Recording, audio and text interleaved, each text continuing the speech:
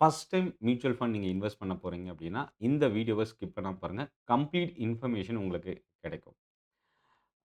First mutual fund அப்படின்னா, முதல் விஷயம் நீங்க லம்ப் சம்மா இன்வெஸ்ட் பண்றத விட எஸ்ஐபி ஸ்டார்ட் பண்றது பெட்டர்.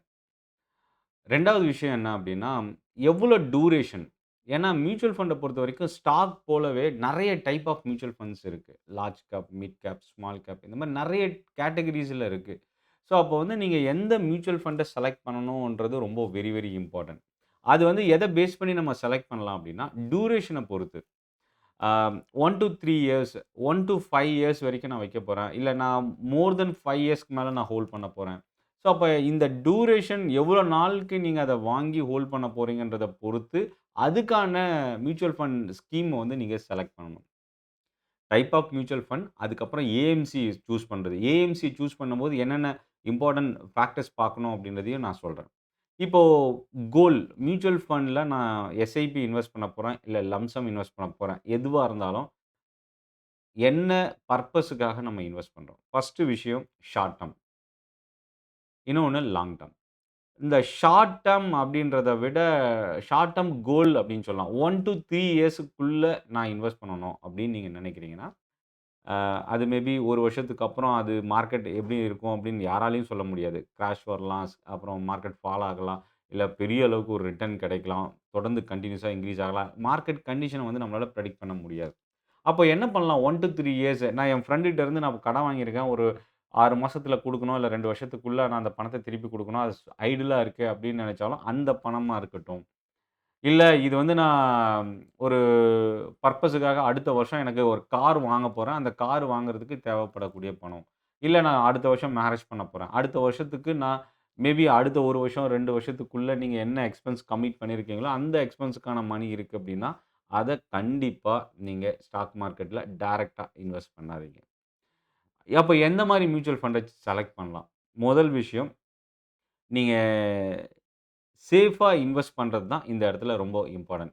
டெட் ஃபண்ட் அதாவது கடன் பத்திரத்தில பாண்ட்ல இன்வெஸ்ட் பண்ணக்கூடிய ஃபண்ட்ஸ்.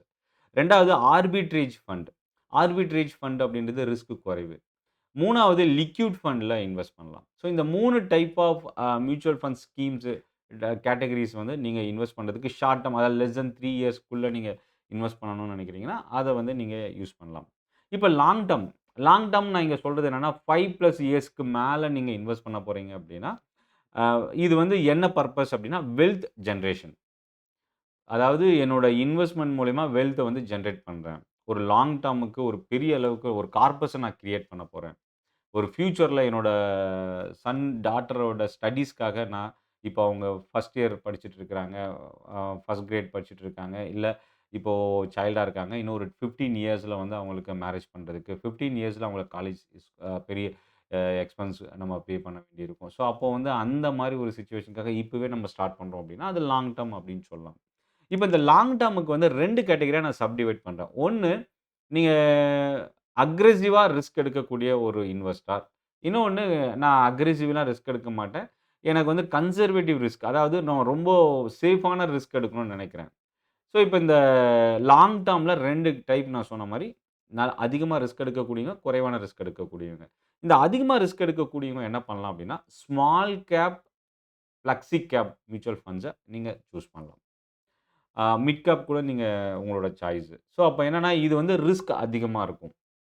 மோர் தென் 5 இயர்ஸ் நம்ம போயிட்டோம் அப்டின்னா, மிட் கேப், ஸ்மால் கேப் இது எல்லாமே வந்து பார்த்தீங்கன்னா, எவ்வளோ மார்க்கெட் கிராஷ் நடுவுல வந்துட்டு போனாலும், மறுபடியும் பழைய ஒரு லாங் டெர்ம் குரோத் வந்து நமக்கு வெல்த்த வந்து ஜெனரேட் பண்ணி குடுத்துட்டு இருக்கு. இது பாஸ்ட் ரெக்கார்ட்ல நமக்கு அத ப்ரூவ் பண்ணியிருக்கு. ஸோ, அப்போ வந்து என்னன்னா, நீங்க ரிஸ்க் அதிகமா எடுக்கிறீங்கன்னா, mid cap, small cap, flexi cap நீங்க செலக்ட் பண்ணலாம். நான் ஒரு கன்சர்வேட்டிவ் ஆனா கொஞ்சம் ரிஸ்க் வந்து நான் கொஞ்சம் தான் எடுப்பேன் அப்டின்னா, இண்டெக்ஸ் ஃபண்ட நீங்க சூஸ் பண்ணலாம். நிஃப்டி 50 பெஞ்ச்மார்க் இண்டெக்ஸ் இருக்கு. இதோட மியூச்சுவல் ஃபண்ட்ஸ் இருக்கு. நிஃப்டி எவ்வளோ இன்கிரீஸ் ஆகுதோ, அதே ப்ரொபோர்ஷனேட் வந்து சிமிலர் ரிட்டர்ன் வந்து நமக்கு அந்த மியூச்சுவல் ஃபண்ட் ஸ்கீம்ஸ்லேருந்து கிடைக்கும். ஒரு சிமிலரா தான் கிடைக்கும். எக்ஸாக்ட்டா கிடைக்காது. சப்போஸ் எக்ஸாம்பிள் வந்து லாஸ்ட் இயர் நிஃப்டி வந்து ஒரு எக்ஸாம்பிளுக்காக சொல்றேன்.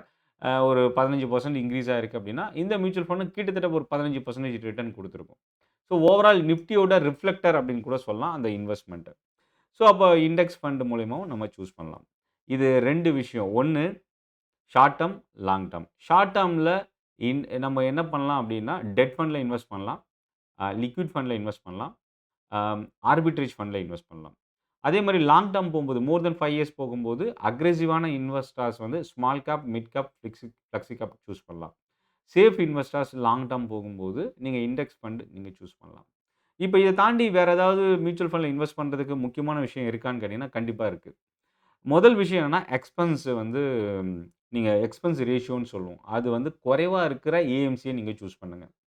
ஆ ஏஎம்சியும் வந்து நல்ல ஒரு குவாலிட்டியான கம்பெனியா இருக்கணும். பட் அதே நேரத்தில உங்களோட எக்ஸ்பென்ஸ் ரேஷியோவும் குறைவா இருக்கணும். ஏன்னா லாபத்தில இந்த எக்ஸ்பென்சஸ் வந்து டிடக்ட் ஆகும். ஸோ அப்ப என்னன்னா, அப்ரிஷியேட் ஆகும்போது இந்த என்ஏவி பிரைஸ் சேஞ்சஸ் வரும்போது இந்த எக்ஸ்பென்ஸ் ரேஷியோ ரொம்ப இம்பாக்ட் வந்து ஒரு சில ஏஎம்சிலேருந்து இன்னொரு ஏஎம்சியோட கம்பேர் பண்ணும்போது லாங் டெர்ம் மோர் தென் 5 இயர்ஸ், 10 இயர்ஸ்ன்னு போகும்போது அதோட டிஃபரன்ஸ் வந்து ரொம்ப ஹியூஜா இருக்கும்.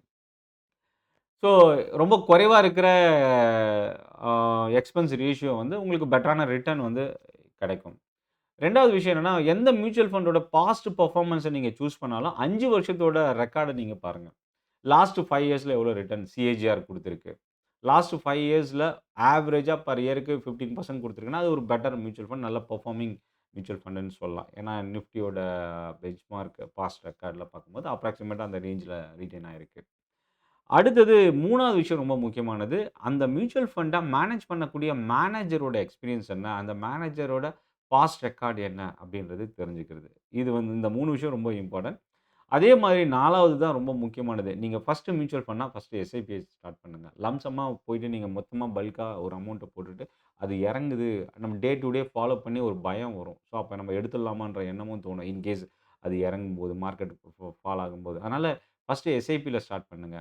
ஸோ, அதுக்கப்புறம் கொஞ்சம் கொஞ்சமா நீங்க அத பத்தி லேர்ன் பண்ணிக்கிட்டதுக்கப்புறம், என்ன ரிஸ்க் நம்ம இந்த மியூச்சுவல் ஃபண்ட் இன்வெஸ்ட்மென்ட்ல என்னால எடுக்க முடியுன்றத பேஸ் பண்ணி அந்த ரிஸ்க்குக்கான ஸ்கீம்ஸையும், ஏஎம்ஸையும் நீங்க சூஸ் பண்ணலாம். இந்த செஷன் உங்களுக்கு யூஸ்ஃபுல்லா இருக்கும்னு நினைக்கிறேன். தமிழ்ல ஸ்டாக் மார்க்கெட் லேர்ன் பண்றதுக்கான ஒரு best YouTube channel Chennai trading academy. Subscribe பண்ண மறந்துடாதீங்க. சப்போர்ட் பண்ணுங்க. டெலகிராம் குரூப்புக்கான லிங்க்கும் நீங்க வீடியோவோட டிஸ்கிரிப்ஷன்ல இருந்து யூஸ் பண்ணிக்கலாம். நன்றி, வணக்கம்.